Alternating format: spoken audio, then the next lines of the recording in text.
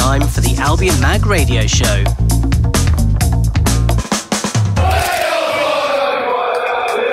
Well, a very good morning. Saturday, 11 o'clock, live in the 1BTN studio. Dean Kilford here with Leon Cox and special guest Mark Brailsford joining us. Good morning. Morning. And you are listening to the Albion Mag Radio Show. How you doing, Leon? Well, I'm all right. Silly grin on my face most of the week, along with many other Brighton fans, I would imagine. It's been a strange one because we had a conversation this time last week saying, you know, is it a massive week? Is it the biggest week for the club? And I said no, but you know, who knows? Maybe now we're most of the way through it. In retrospect, it will have been, but for a famous night anyway, as well as 6 points. Even though I'm often quite, I don't like to be fully involved in the Palace Brighton thing because for me it gets rather stupid. All that said, once, you know, the rivalry exists because it exists and it continues to exist even among the younger generations. And so there it is. So, of course, there is that little extra bit of satisfaction from beating them because, you know, you're going to get more stick than you normally would if you lose. So, that's the propagation of the nonsense that is the M25 rivalry. M25. Oh, we're shifting it. Oh, sorry. That's right. That's my geography. Of course, we'll discuss that great game on Tuesday night, but we must discuss what led up to that, which was the first time we've come from behind to win a game in the Premier League. So we must discuss obviously the Huddersfield game and make a mockery of ourselves for this time last week, maybe starting again to doubt. You know, funny week football, isn't it? Week to week with yo-yo of emotions. And we've got our Twitter poll, which, following on from the Rainbow Laces campaign, we just asked whether we'd like to see Brighton and Hove Albion permanently feature the rainbow armband. Just a celebration. And there's some mixed views, it's fair to say, I'd imagine, from our listeners and followers. So we'll get into that. We'll discuss Aaron Connolly, the goal machine. Of course, our On This Day feature and non-league roundup and a preview to today. Plenty to get through. But Mark, you're in. We can't leave you. He's just sitting there comfortably, waiting. Like, interrupt your flow. Let's turn you on so we can hear you. So there he is. So Mark, how are you doing? What's great? Well, last time you were here, you had you were about to preview a new football show. Yeah, we did a R&D read through, sort of like, it sounds a bit pompous, doesn't it? But we did a kind of testing version in an invited audience context, and we've got a winner. We think we're bound to say it, but it is, and it's definitely on for the May Festival at the Bosco Spiegel tent. So. The May Festival, Gareth Southgate and credit card will happen, and we're very excited about that. But, you know, I couldn't top what happened this week, though. I mean, you said about, is it the biggest week? Might not have been, but it might certainly have been the biggest hangover. I've still got it. But, so it's been a great week, and, all looking good. Brilliant stuff. So let's go back, let's rewind a week. Huddersfield away. I realised I didn't leave you with a prediction before I had to shoot off. I didn't leave a prediction, but I'd actually gone for a Huddersfield win. I have to be honest, hold my hands up. I just thought that... A lot of us did. I thought Huddersfield, it just seemed that the stars were aligned for us to have one of those stinking performances and then get the 3 points and drag us down a bit closer. And how wrong I and obviously we all were. Yes. Well, it certainly looked like that was going to happen after 1 minute, and we managed to conspire to assist their opening goal, and it looked like it was going to be the routine defeat that many of us suspected. But once again, Brighton have shown that they've got a little bit more nous and pluck than perhaps sometimes we give them credit for. A fellow, I mean, are we still considering ourselves relegation candidates at this point? I think the betting, Palace and Newcastle are 8 and 9 points behind us, and they are 7-1 against to go down. So what does that make us? That's, we've got to be like long odds for relegation now. 15-1. I'm just trying to add the points on for. Great show, that very tough. We are now in a position where we can arrogantly say we should be putting away teams like Huddersfield and Burnley. Well, that thing, we're not exactly the weakest link, are we? So we're doing okay there. Oh, so this is a game show pun time. Fairly pointless. What's the game of the century on Tuesday? Okay, all right, there we are. Get off. Was it a game? Because literally for the first 20 minutes, it was until the red card, which did change the game. What's your thoughts? Because I don't know. I thought it was a bit harsh myself, and I've seen it back a few times, and I've seen challenges where studs up, and that is a red card, but it didn't seem the malicious studding that you.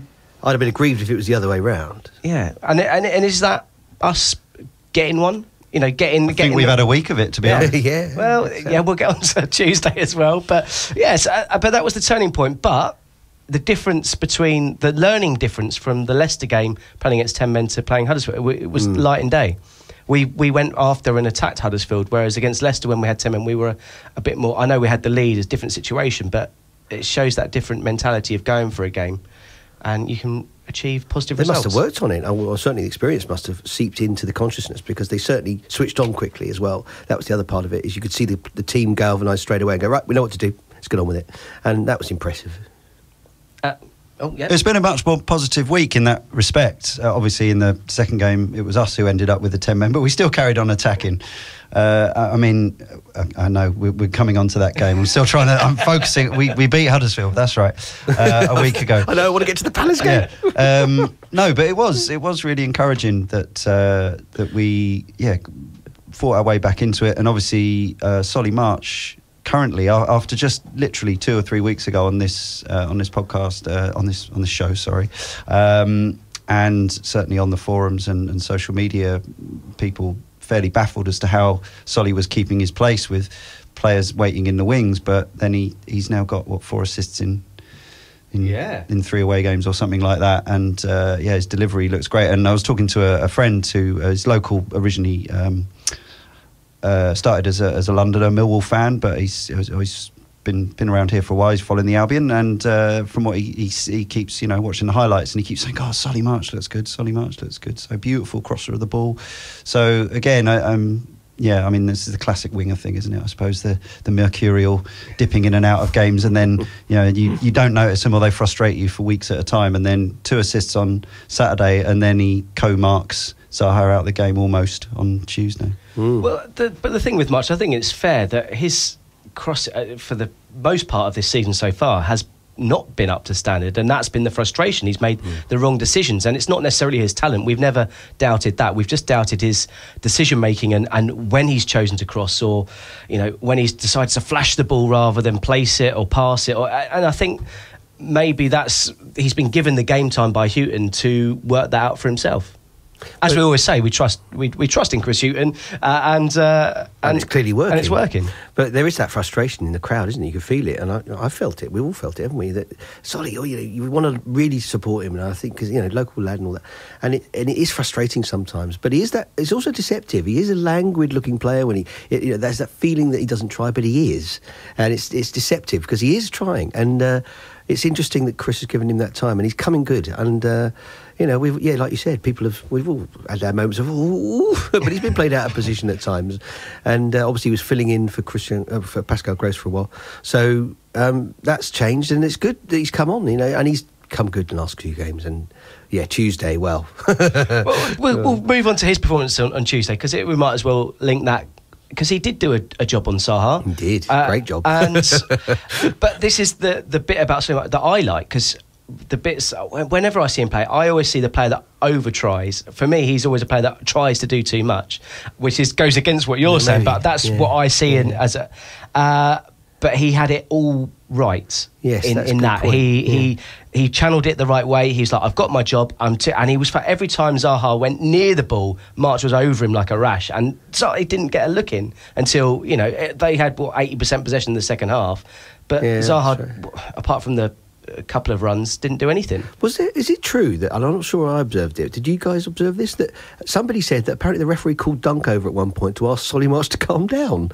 I heard somewhere, and I don't know if that's true. It feels true, and I hope it is true, because it'd be brilliant if it was. Well, I know the ref called Dunk over at some point, but I didn't know it was for that. But allegedly it was to say, can we keep Solly March quiet a bit, please? Wow. He's getting a bit right. And I thought it worked up. Not as in he was kicking people up in the air or anything. I mean, he didn't but I think he was getting a bit feisty. And I thought, he did get wound up, didn't he? Because Zaha kept going over as Zaha does. Mr. Tumble falling over, never.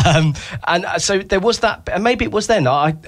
It's sort of a smaller point on the night, but it could have been from that. But he did have a good game against him. You're right. So other bits from Huddersfield that obviously their manager came out afterwards saying that I love this quote: football is absolutely no fun after seeing big decisions go against his side. It's a lot of fun when they go for you, though, isn't it? But I do think we should remember this week when we have a tough week of bad decisions, and I'm not necessarily a believer in the old cliche of they even out over a season, because it doesn't always work out like that, and sometimes the key decision in one game are much more important than the key decisions in another game. True. But this week we have had our fair share of dubious to poor decisions go in our favour, and it's very hard to hark back to that when you've just been wronged, as we no doubt will be at some stage. But we should remember that we've had a big old slice of at least good fortune this week. I think most of them are at least debatable. Like none of them, I think, apart from the fact that it definitely wasn't a corner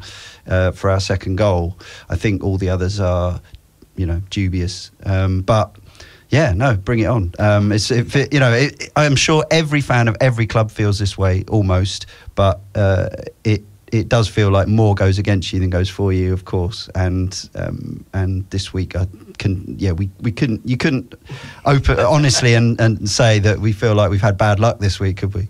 A question for you though. What would happen if VAR had been in place for let's say there's 4 games you could probably argue could have had different outcomes if there'd been a VAR system in place? Yeah, I think next season's going to be a big change. Yeah. Because you always see that. I was just thinking about the league table they always produce. They always produce like alternative league tables. VAR affected, But it also proves that adage isn't right. It doesn't even out over a season, because if it evened out over a season, the league table would be exactly the same as it actually is in real life. But it doesn't, because you've always got one team that are near the relegation zone that, if decisions have gone their way, would be in the, I was going to say the playoffs, but you know what I mean, up towards Europe and vice versa. So, I don't think it even evens out over a lifetime. I just think some teams get lucky and some don't. And we've had a week of luck, so we'll take it. We'll keep going. And of all the teams to have it against, yes. Come on.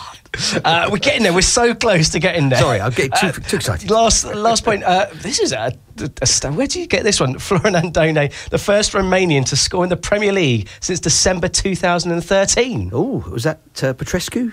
No, Vlad Chiriches. Bless you. The forgotten about defender for Tottenham Hotspur, who scored against Fulham. Yeah, against Fulham. Yes. He's not the first Romanian to play for the Albion, though, of course. No. Stefan Jovan. Exactly. Yeah, and there was another one before that, wasn't there? I think so. I don't know. But you're right. Yeah, he's not the only one. So we've got form there, and good lad. Right, and so now we can move on to Tuesday. Tuesday, Derby days. You've got that build and that excitement, and very rarely does a day go as a game go as well as that from start to finish. And have the things like we've only got 10 men. Have all of those things that you can literally beat the other team away with and go, look, there is absolutely nothing that's going to spoil this day. It was just I feel like the red card and the stupidity behind the red card helped make the game even better than it could have been. Absolutely. Do you know what I mean? It definitely did, but that said, it could very easily have not done. And at the time, as I'm sure most of us were doing, including hopefully Duffy himself, were thinking, you idiots. Like, we're 1-0 up, we've got a corner. There is no need for him to be up that end of the pitch. He did the stupid, pathetic, rutting Stags headbutt. So he did, I've seen some truly shameful comments saying, God, well done, Duffy, for getting one of theirs on the... It's like, firstly, if you're going to do that, firstly, shut up. Secondly, if you're going to deck a Palace player because you want to endear yourself to Brighton fans, do it properly. Like, I could do what Duffy did to Dean now, and he could go down like a sack of potatoes, and I would. And he would. He was a tall man. Yeah, well, this is the stupid thing. Like, Duffy had to stoop about 2 feet to actually to rest his head lightly. One thing I will say, and I heard this argument on. There's a lot of nonsense talk, even by people who played the game, and even I think former referees. And I'm speaking from a position of I'm on very shaky ground here as somebody with no qualifications whatsoever. But I have been watching the game a long time. And there are certain things, like, which we'll come on to, the penalty for Izquierdo. The fact that he touched the ball does not necessarily mean it's not a penalty, because if you've cleared out the man first. Now, I think in that case, I don't think there was a foul there. I think Izquierdo kind of kicked into the player. But this myth that if you've towed the ball away, like nothing else can, no, like it's insane. If you think about it, it doesn't. Boom! You know, I'm doing the actions. They didn't see that. Leon was play acting for us. Toe poking the ball away and then breaking someone's leg. Yes. And I've just given him the straight red, so he's off. Yeah. But in terms of the headbutt thing, like we all know what the accepted outcome of the resting headbutt is. But actually, does it have to be a red card? Like, it's fairly minor, really, just resting your forehead on somebody. Like, I might do it affectionately. I don't necessarily see the look in his eyes being that of one of affection, if I'm honest. I think that you've got no complaints. If you put yourself in that position and you've got a referee that decides that's a red card, which 80% of referees will do, there will be a small, percentage that might go, it's a derby, all right, calm it down, there's yellow. But most referees are going to go... They are, but it's an accepted culture thing rather than a law. Like, what's he done that's violent? Well, he's aggressively gone towards another player with his forehead. And the difference in height does make it look rather worse than it probably was. Because let's face it, you've got the gigantic, great big Irishman bearing down on you with his about to nut you. You would actually think it's a violent act, surely. You know, if that was West Street on a Friday night, you'd be, hello. Come on. So, yes, I see your point. He was an idiot, by the way. It's a good point. I'm not getting away from the fact it is a good point. I'm not getting away from the fact that Duffy was an absolute fool. But... And we miss him today as well. For 3 games. Yeah. But it worked out rather well because he could not have finished... I mean, I say he could not. He was far less likely to finish like Balogun did with his first touch, because that is a footballer's goal. And Duffy is many things, but he's not a footballer in that sense. Yes. Oh, well, let's go with the second. Yeah, I mean, what a... this is the moment where you go, well, we've got to see out 10 men for, oh God, this is going to be painful. Yeah. Next corner, whips in, back of the net, and you're instantly... Delirium. Yeah. Pandemonium breaks out. It's just... Yes. Well, as a writer of scripts, I couldn't have written it better. If you're going to write a comedy, you're going to write that game. A tragedy, I think, and a tragedy for Palace. Yes, yeah. I mean, I'm with Leon to a degree, and all this Palace stuff. It can be a little wearying. It can be, oh God, it's all the nonsense you get. The police and the idiots come out, don't they? But having been a fan as a child at those 70s games, the infamous ones. It meant so much, and of all teams to have that game against. But yeah, it is. It's a comedy and a tragedy and a farce all rolled into one. And luckily, we're on the right side. We're on the right side of it for a change. And that was, they didn't really do any. This is the thing. And their manager Hodgson came out afterwards and said that he's so disappointed in their lack of anything. We comfortably won the second half, but by not enough goals. Well done, Roy, against 10 men. But the third goal was I don't know.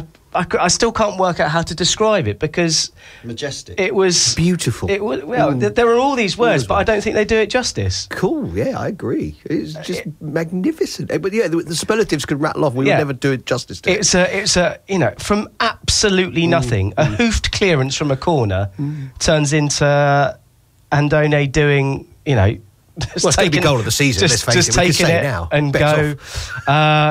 Well, you don't write us off yet. There's plenty more where that came from. What does that do to the players in training? All right, okay, the bar's been raised now. Escuedo's going to try a worldie from 38 yards. Well, we know what Escuedo's going to do every week. He's going to cut in on the right and shoot. Yeah. But it's up there with possibly one of the best goals at the Amex. Possibly. Yeah. I think the only thing that slightly soured it was watching it back, and nothing could sour it, but it was the fact that Tompkins really should have cleared it. And in fact, there was a point, because from where I was in the West Upper and on this side of the other side of the halfway line, it looked like Andone had just soloed it, like the whole thing. But actually, Tompkins did just about get in the right position to get it away from him. But he was so rubbish that he managed to not defend it at all. And taking nothing away from Andone, because he'd run from about 30 yards out to get it in that position. And talking about things being working out for us serendipitously, as well as that being we were the first ever team in the Premier League to have 2 substitutes score for us in the first half of a football match. So true. Stats galore coming from this week. Yeah, too. So and it just worked out beautifully because obviously Murray ended up going off with the shoulder injury. Andone comes on, and obviously Balogun comes on as a tactical switch, scores a goal, and then Andone comes on, and there is no, we love Glenn Murray. We've got some more good stats about him, but he could not have scored that goal. It's literally absolutely impossible. Actually, well, I don't want to bring a sour point on what was a great, but there was a bit, because Murray clearly was injured, and was signalling to the bench for a good 3 or 4 minutes before he actually came off. And Palace had a corner, and Murray didn't go back to defend it, and Houghton was absolutely screaming at him to go back and defend the corner, and Murray's like, "You're leaving me, I need to come off." That's the only element of the game which is just like, if the player's injured. You touched on the thing that really bugs me actually every week. This is a big thing. I don't know if anybody else gets as annoyed. How long it's taking for substitutions is your point, as you're right about. And how long does it take them to get ready? All right, first half, the subs are thinking I'm not getting on to the second half, especially because Chris Houghton doesn't change it till 60 minutes roughly. But you do think, you look at them, they're putting a shirt on. Why hasn't he got his shirt on beforehand? Socks on, putting the power, doing up my legs. Get on with it! It's just frustrating. And that was a case in point, you're correct. I think that could have led to them scoring a goal. The game's over in another way because it's 10 men and 2 goals have gone in against us. So you could say those margins, again, are really fine, aren't they? It was, it's just a little thing that obviously, it's obviously picked up on other games, but that could have been very costly. Oh, yes. And I sort of see both points of view if you haven't got a player ready to come on. But so whose fault is that? Is that because Murray was injured from the incident that led to the red card, was it, essentially? Yeah, the coaching staff got form there as well the other week when he was on for too long, and his strapping on his leg was clearly showing how injured he was, and he was on for far too long, and that cost us, didn't it? So the coaching staff might have to surely at that point their view of that and maybe learn from it. Get them warming up straight away. It seems weird when everything is so meticulously micromanaged and every second on a Premier League football pitch is worth millions potentially, to not get these really basic things absolutely right. Like, you've only got to be ready to come on the pitch for 90 minutes or 180 minutes of your week if you're a substitute.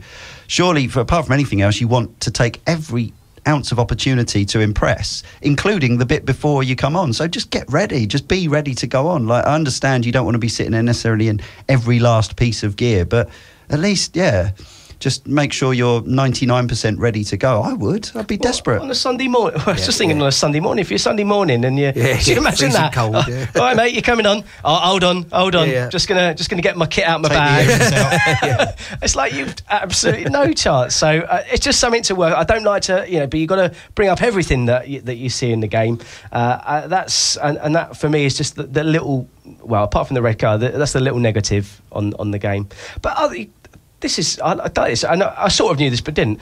Only lost one of the last 10 at the Amex. That's incredible when you think about it, actually. And we came close against Fulham. We should have probably lost that game, and amazing stat, actually.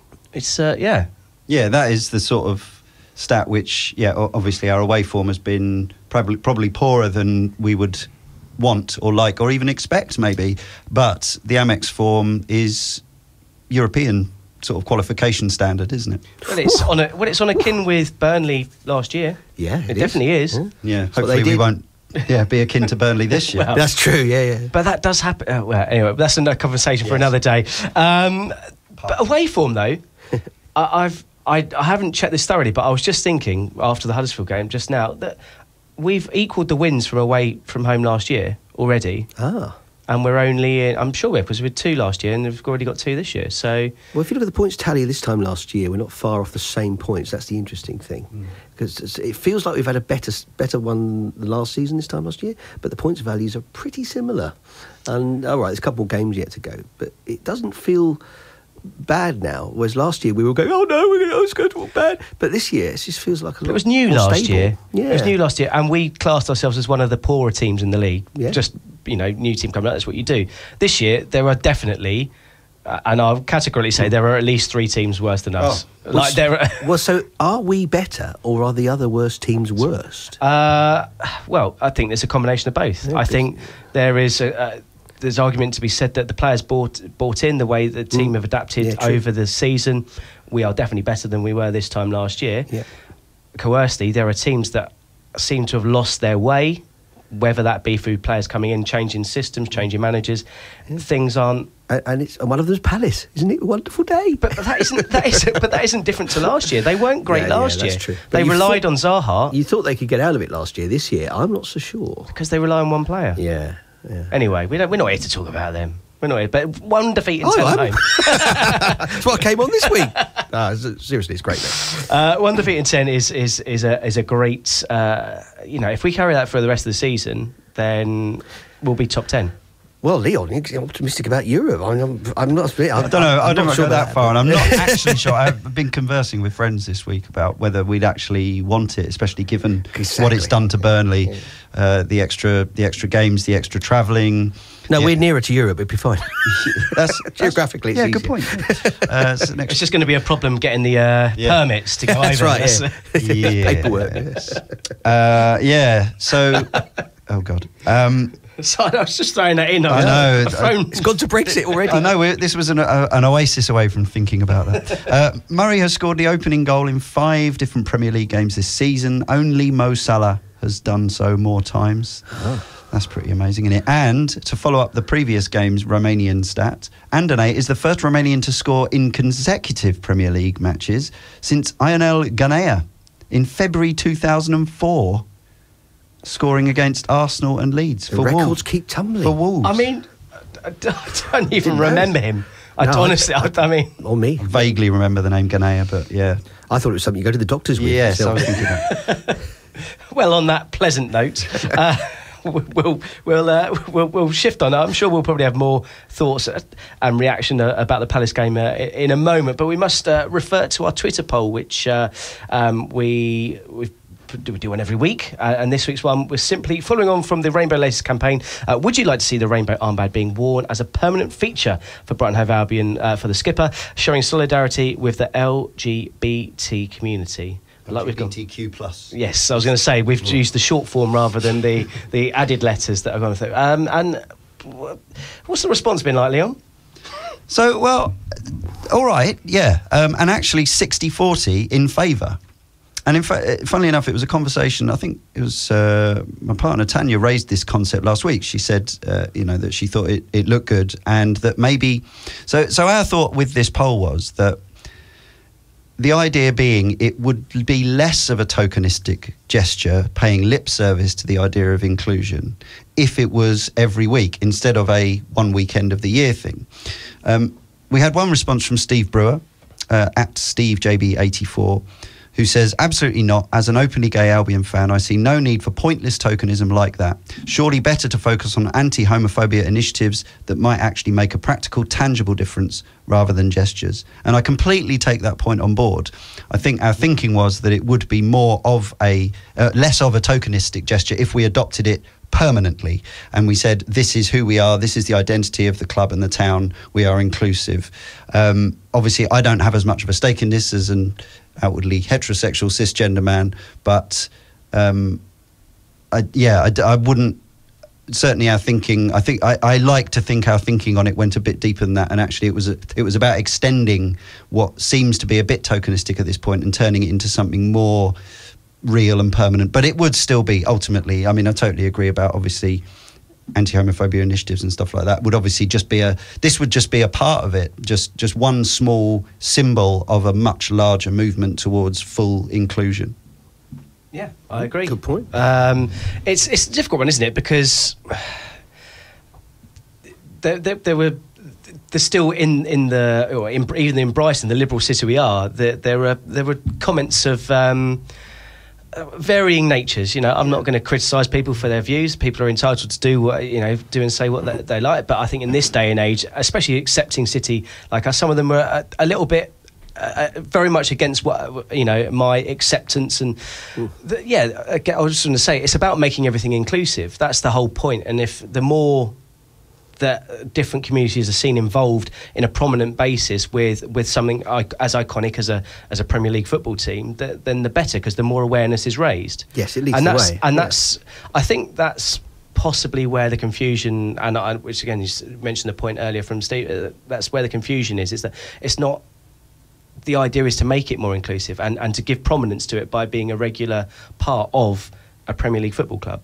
But it's only one element of how progressive sort of society sort of moves forward. The other part that's probably missing yet now, and I would wonder if now the time might be coming soon, is that we need a player to come out. Statistically, there are gay footballers. We need to perhaps, be careful about, people are going to be very sensitive about the atmosphere. A lot of players are going to be very reluctant to do that. But once a player at a top Premier League club comes out, and there'll be others, and it becomes a bit more, look, this is real life, this is normal. There are 1 in whatever 5 people, whatever the figures are, and then it becomes even more normalised, and everyone goes, yeah, chill out, what's your problem? And so when you look at the big statistics of the other Premier League clubs about the same campaign, was it Manchester United, Arsenal, those? Man United had 40,000 Facebook critiques of the policy. All right, they've got a huge reach across the world, so you've got a lot of people in other countries not so progressive coming in and involved in that, and that's rather sad. And we had the same thing. We got Iranians and South Africans getting the actual Premier League one was there was some pretty hefty anti homophobic stuff. Let's call it what it is. And it's a rather sad time, but that's how you make progress. You challenge and you do debate, and we're having that debate now on radio, which is great. So bring it on. Yeah. I do wonder though whether I think it needs to be not just one player, because I think one player doing it will it'll lead the way. I think it needs to be a collective. And statistically there will be at least more than one gay Premier League. So I think it would need to be a collective and just be like, this is well, us, maybe this a is few normal. get together and say, what I mean. that's a good idea actually. So one from each club, if there are any. Anyway, we'll move on from that. But so the result of the poll was 60% in favour. So that poll's finished now. But if you've got any views on it, do get in touch at TAM Radio Show on Twitter. We're here. I wonder is Tom about on the old social media today? We don't know. Tom, if you're there, hello mate, our social media guy, but we'll be reading the tweets in the studio as well if we get any through.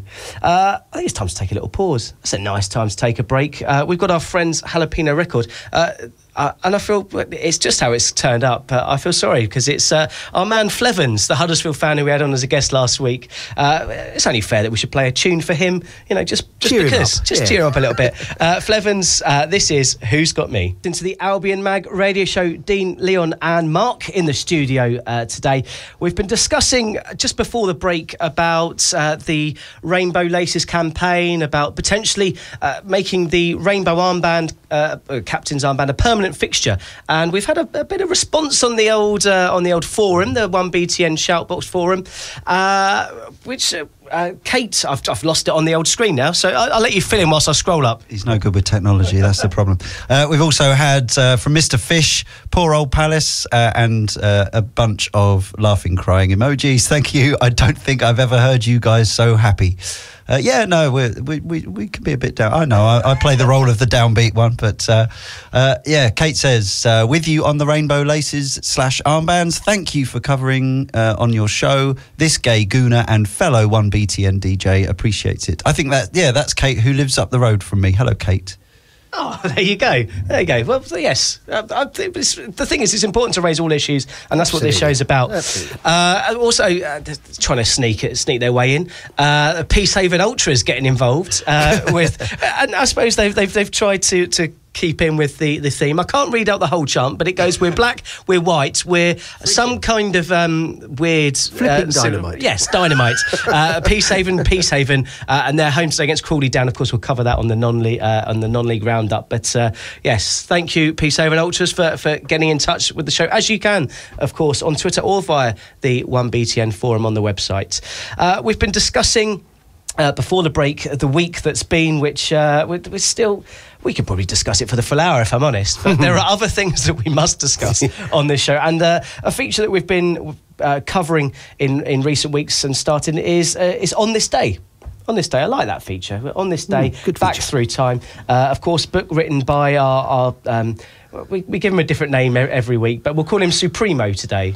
That's the one I'm going for. Dan Tester. His backing career with that great team group was wonderful at that time. Yeah, so on this day, and there's a few on these days. Saturday the 8th, back in 1973, Peter Grummett donned the Albion goalkeeper's jersey for the first time at Tranmere Rovers.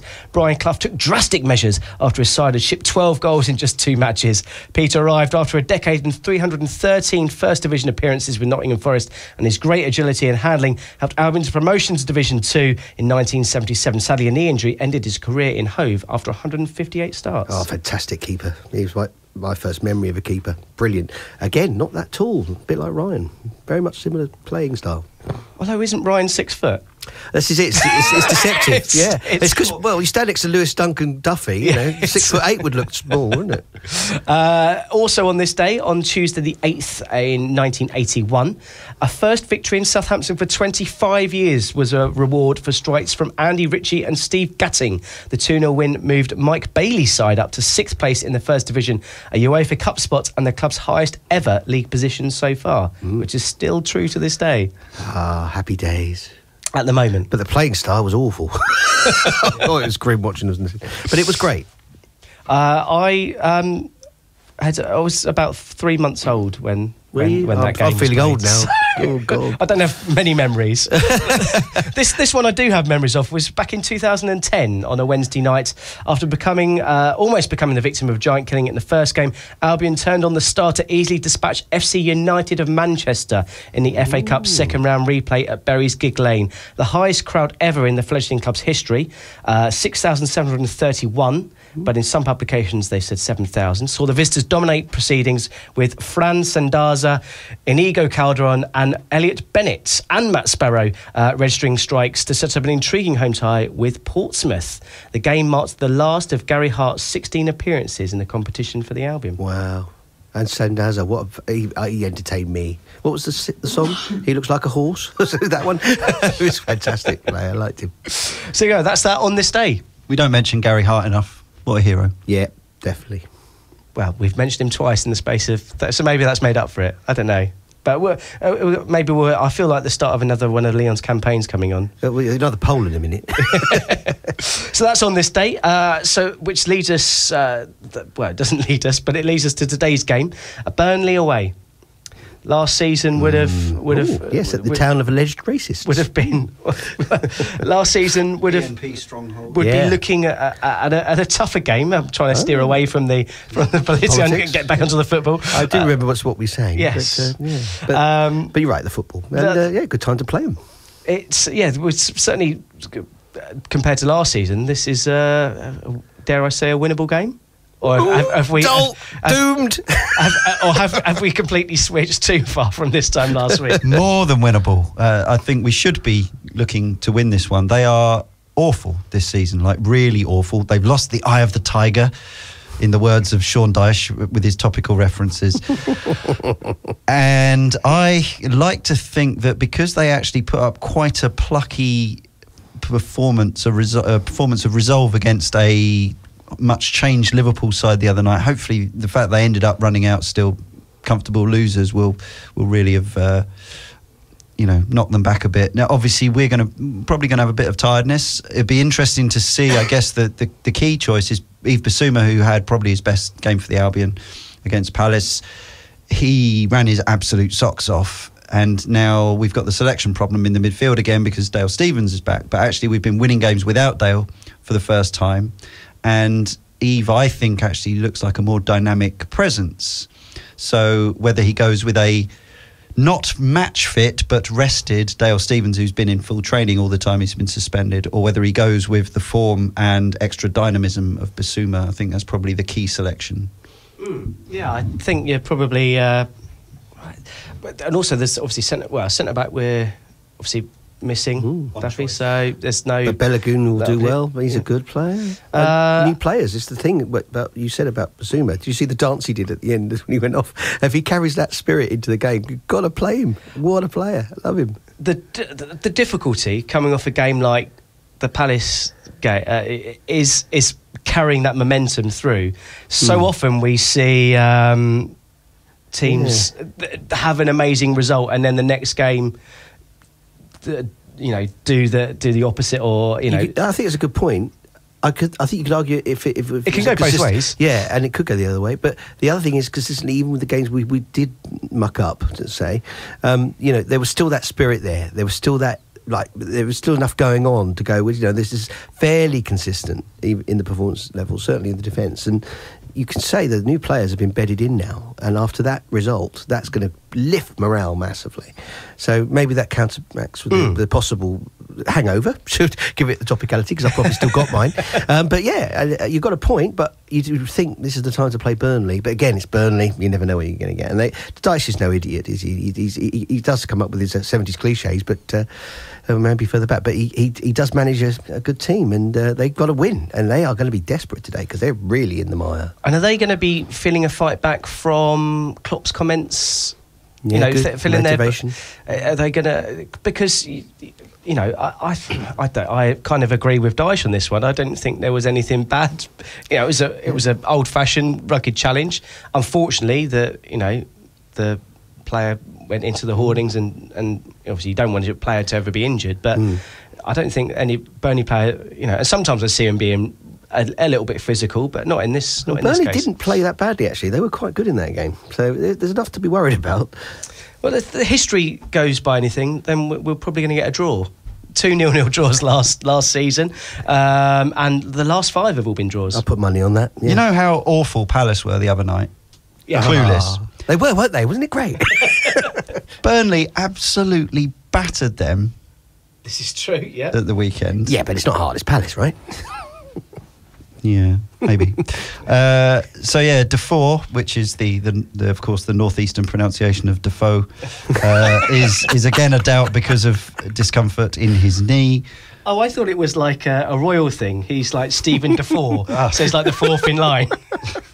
Of 4. Brighton will assess the fitness of Murray and Izquierdo, obviously, but obviously we won't be worried if Andone comes in and keeps his shirt, given his current form. We haven't even mentioned the beautiful winner he scored last week, which is a really difficult technical header. That was actually a great header, and he got in front of his man at that height as well. Yeah, totally. Yes, we were saying the other night, Andone is he's basically like a hybrid of Hemed and Baldock in one player. So he's he's better than both of them and has got all the qualities of both of those players. Which I like that. Yeah. It was a good, he's quite sort of stocky and tank-like, but he's also quick. Great signing, I think. Hemdock. Yes. He's more of a Hemdock. Can we start the nickname The Tank? Ooh. Can we coin that on this? Well, I mean, Andone. Andone the He's Tank. a bit small for a tank. Well, I know. A tanklet, maybe. Maybe he's a tanklet. Small version of a tank. Anyway, carry on. It's like a singlet or a tank top. Exactly, yeah. More agile, isn't it? Yeah, well, Shaqiri, as we've said before at Liverpool, his nickname in his home country is the Power Cube, which I like. Swiss wit. Yeah, Power Cube. So I've already played this on FIFA, this game, and I'm going with my prediction. Shall we go with the celebrity predictions? Hear what the pundits are saying out there. Let's do it. Jeff Stelling, Burnley's 2-0.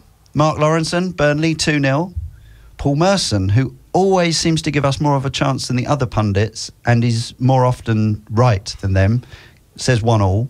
Boxer Josh Warrington is this week's sort of wild card tipster on the BBC, says 2-1 Burnley.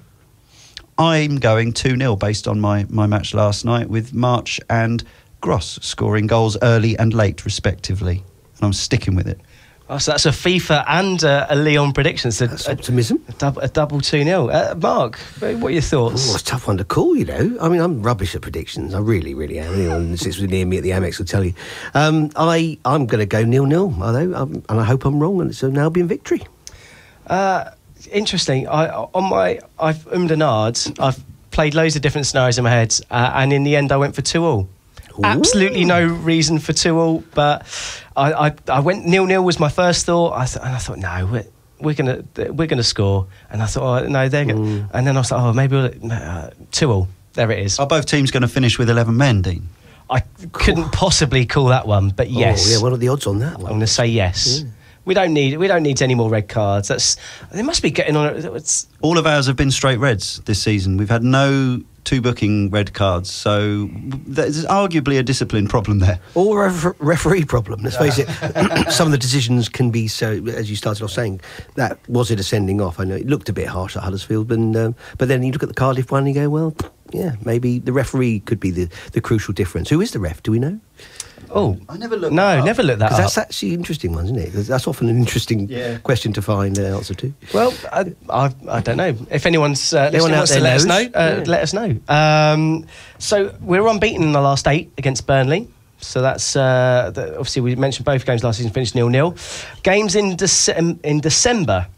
This is the new thing I've started doing, looking at when we've played them in the same month. Obviously, we played on near enough this weekend last week, or this round of games last year. Yeah, it was the 0-0 draw. Year. We've won 1, drawn 2, and lost 1 in our December fixtures, and that win came on the 1992 Boxing Day fixture, 3-0. An average of 2.2 goals a game. Interesting you mentioned Boxing Day. I wonder how many freak results there have been because it's Boxing Day with all of the aftermaths. And like the old days, it was Christmas Day they played, wasn't it? But Boxing Day results have been freaked results for years, that are certainly in my memory. Yeah, you go from the two teams that are so hungover they can't play, so it's 0-0. Yeah, exactly. To let's just score 5-0 goals for fun. Yeah. So and you got the players like Neil Ruddock, who admitted to always making sure that he got his 5th booking or whatever just in time for the Christmas break. That's hilarious. I didn't know that. wow, we're rapidly running out of time. So overall, we're feeling relatively positive going into the Burnley game. At least a point, if not 3. So I like that. We've mentioned obviously one victory over Palace, but that wasn't the only victory we had over Palace this week, because I don't think this has ever happened before, but the women's team played the following night at home at the Broadfield Stadium in the Continental Cup. Palace ladies were the visitors, and so the Palace ladies lost twice in a row, basically. Okay, and the Albion absolutely hammered them, 5-1 the score. And what was interesting about the team is it was not entirely, but mostly made up of players that have been there over the last couple of years. So it's a lot of the players that have been there that are still there, that haven't gone over the time, but aren't necessarily starting every week in, week out. So it was a bit more of they've got more association with the club, I suppose, other than players. Is there a similar rivalry with the ladies' teams, do you think? No, because there's quite a lot of them play. There's a couple of ex-Brighton players playing for Palace. So they don't have quite the edge, perhaps. But they do. Well, if you see the women's tweets on Twitter, they're all like, that's good. "We're up for this, yeah." And to be fair, the difference in quality between Crystal Palace and Brighton in the women's football is huge. Like there's even larger than the massive golf there is Goals, between yes. the senior men's team. So yes, 5-1. So yeah, a double reason to be celebrating our women's team, who followed that was a victory, an overdue victory. They did lose in the league 1-0 to West Ham ladies, which has seen them drop to second bottom in the league. They're at home. They're home twice this week. They're at home tomorrow against Chelsea, which will be a good game. That's 2:30 kickoff, and they're away at Yeovil Town in the Continental Cup. Now, if they win this, they can actually progress to the knockout stage. And Yeovil Town are bottom of the Premier Division, and Brighton have already beaten them this season. That's the team we want to finish above. And I think it's £1 a ticket for season ticket holders for the women's tomorrow. Yes, yeah, it is. Cool. So worth getting yourself down on a beautiful Sunday. I mean, what else are you going to do? Nothing else coming up at this time of year, is there? So yeah, get yourself down, support the women's team. Yeah, we should mention Connolly. You can mention Connolly. Yeah, so Player of the Month in the PL2 nomination for Aaron Connolly, the prolific striker. He's scored almost every week, basically. He scores a goal or two, seemingly.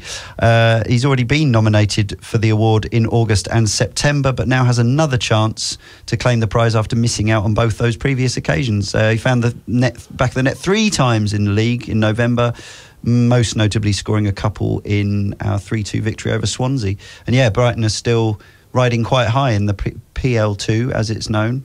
Third, and still in touch with the leaders. So incredible stuff with Liam Rossini and the rest of the staff down Is there. there a danger he's going to be either sold or go away? I mean, that would be a shame to let these players go. He's one that looks like we should have a future in the first team squad. Is there a case for Chris Hughton sort of getting him in the squad now and get him on the bench, get him on?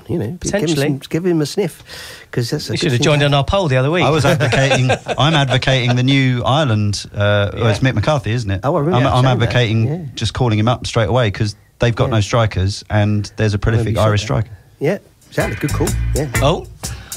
Here he goes. He's only put it on. It's the non-league roundup time. We'll get through this quite quickly, because a lot of games were called off because of the weather last week. White Hawk are still bottom of the Bostik Premier League following their 1-1 draw with AFC Hornchurch, despite dominating that game. They travel to Mersham today. They're joined by second bottom Burgess Hill Town after their 3-2 defeat away at Brighton Regents. They're at home to Carshalton Athletic today, so if you fancy a trip, get yourself up to Burgess Hill Town, the Green Elephant Stadium. Lewis up to 4th. They followed their 2 wins at home. They beat Leatherheads and then Corinthian Casuals 1-0 and 3-0 respectively. They're 3 points off the top spot with a game in hand. They're away at Bishop Stortford today and then at home to Brightlingsea Regent on Wednesday. A lot of games for Brighton Regent around these parts. Worthing have dropped to 7th following a 2-1 defeat at home to Bishop Stortford, which is only their second league defeat of the season. And then they went out of the Velocity Trophy, losing at home 3-1 to Mersham on Tuesday night. They travel to second place Tonbridge Angels today, which will be a good game, before travelling to Eastbourne Town in the Sussex Senior Cup on Tuesday night. So Sussex Senior Cup games, we love them. Albion aren't in action in the Sussex Senior Cup this week, which is weird because most of the other fixtures are, but there we are. Bognor Regis Town are 10th. They continue their slide down the table following a 1-1 draw at Harlow Town and then losing 2-1 at home to Enfield Town. They're looking to bounce back at home to top of the table Dorking Wanderers today. So that's the Bostik League taken care of. In the Southern Combination League, Saltdean United are at home to Pagham today, and then they've got the big local derby with Peacehaven and Telscombe. And you Ultras, yes. £6 entry today. Some tremendous attacking footy, and the top one fans and the best pint of Harvey's this side of the Dewey. I've got the best one. They've got the best. He's one on his fan. own with his pint, cheering him on. Well, Peacehaven and Telscombe will be travelling to Saltdean United in the RUR Cup on Tuesday, but before then they're at home, as we mentioned, to Crawley Down Gatwick today. Crawley Down Gatwick, they lost 2-1 to Lancing last weekend. Lancing are at home to Eastbourne United today, and last but not least, Shoreham travel to Chichester City today. That's the non-league roundup. Plenty of games for you to go and watch if you don't fancy tuning into the radio or finding a stream from some internet site somewhere. Don't advocate any of that shenanigans for this afternoon. So that's the non-league roundup. Don't forget you can catch up with the best of the football in Sussex every week on YouTube, the Sussex Football Show. Just like that. It's gone. I'm harsh with this fade in, fade out. Magic of radio. That's it. So, the one that I wanted to end on a high note. We're going to go back to Tuesday night. I wanted to go back to after the game. I don't remember much. No, but this is it. What did you get up to after the game? Where were you at emotionally? What? Good question. Seriously, yeah. Apart from the obviously celebratory atmosphere, many a beer was consumed in celebration. There was that feeling of, oh yeah, this is it. This is how good this is. The Premier League can be great and infuriating, and this is one of the good days, and make the most of it. Well, the top 5 at the Amex for me, easily, probably in the top 3 for me. As a teetotaler these days, I celebrated by doing something I don't normally do, which is going on a Palace forum and to see what the fallout was, and watching a few. Someone has to. Watching a few YouTube reaction videos from Crystal Palace fans, just to sort of wallow in Schadenfreude, effectively. But what was interesting was, even though they were very hard done by, arguably wronged by the officials, there was actually, of course they mentioned these things, as we would have done, but it was far more about how bad they were. It was far more about how awful they were, how embarrassing, how they failed to turn up, how we wanted it, how they didn't. And yeah, I think I think they all thanked Hodgson for pulling them out of the mire last season, but I don't think many of them now think he's the right man to take them forward this year. Interesting. Well, let's hope he stays there, because they're taking down. Well, they can bring back who's Frank de Boer. They'll do wonders in the Championship. Imagine that style of football down there. Great stuff. I think that's how we're going to end this rather jolly show. Yes, very cheerful show today. A big thank you, Mark, for coming in today. Thanks for having me. I've been Dean, and I was Leon. we're going to say goodbye. We'll see you next week. We're going to leave you with a tune from our friends Jalapeno Records.